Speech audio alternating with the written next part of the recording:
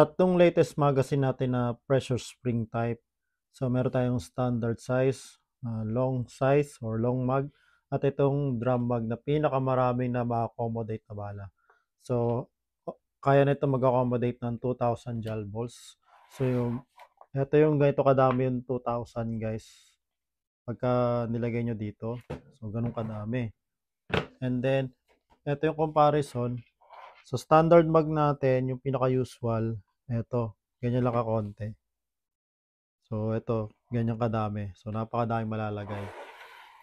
Ito yung ano natin, yung long mag, ganito kadami yan, na bala. Tapos, ito naman, yung sa standard natin na spring type, hanggang dito naman siya.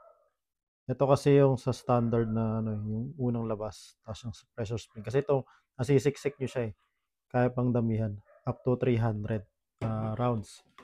Ito naman up to 450 rounds. So, paano lagyan tong drum mag natin? I-rotate nyo lang to, pakaliwa, sundan nyo yung arrow.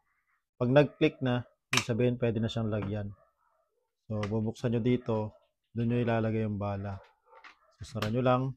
Then, release. Huwag nyong bitawan para hindi siya madurog. So, pag tinignan nyo yan, akala nyo walang bala. So, hindi siya matatapon. So, hindi siya matatapon. Yan, guys. Yan.